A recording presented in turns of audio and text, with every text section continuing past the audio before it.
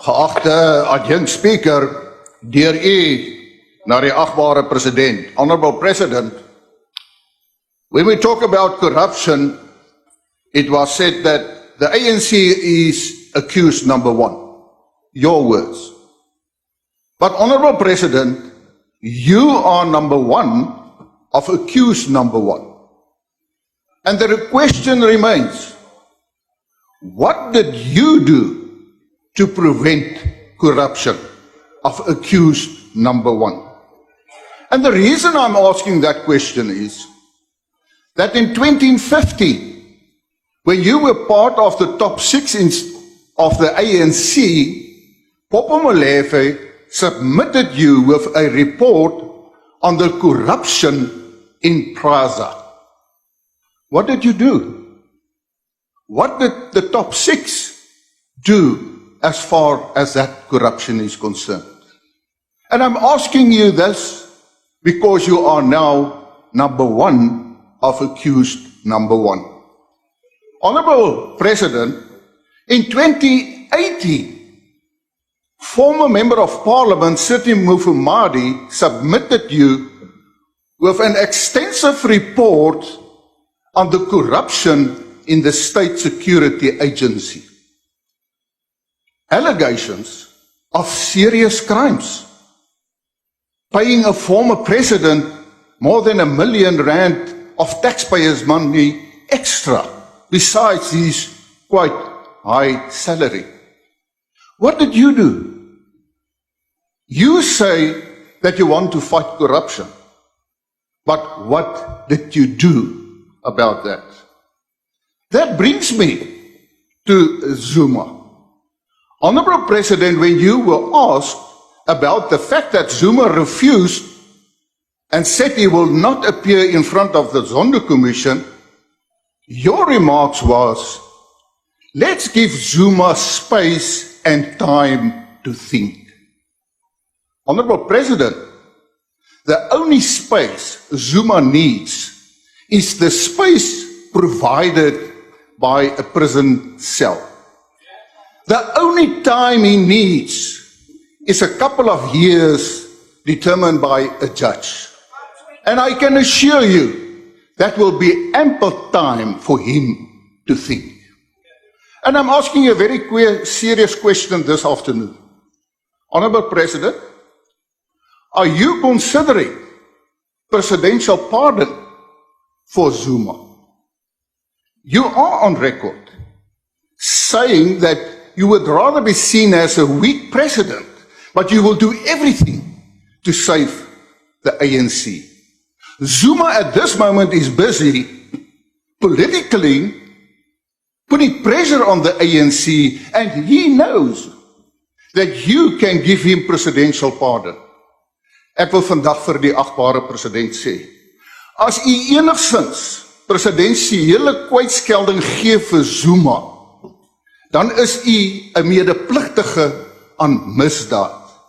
Dan moet u weet, u is medepligtig dat belastingbetalers se geld gesteel word en gegee word en dat die misdadiger skotvry daarvan afkom. So you should answer the people of South Africa whether you consider presidential pardon. And I want to give you a quote from Ayn Rand, and I quote, "When the law no longer protects you from the corrupt, but it protects the corrupt from you, you know your nation is doomed." Close quote. Dit is die uitdaging waarvoor die agbare president staan. Ek wil ook vir die agbare minister, die agbare president sê, dat deel van u herstelplan, your economic recovery plan, is about black economic empowerment. You put your focus on that.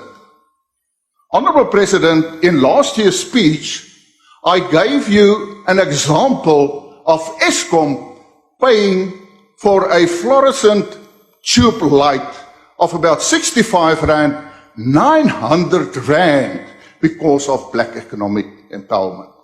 Now, just like the COVID-19 virus has different mutations, I want to give you another mutation of black economic empowerment.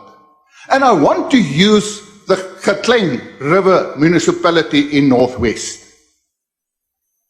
The community had to go to court, empowering them to take over the waterworks and the sanitation to ensure that the community gets some water to drink and wash their hands.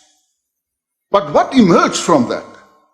What emerged is that for years, the ANC government in that local municipality deliberately sabotaged the water system so that under BEE, contracts can be given for water tanks and the supply of water.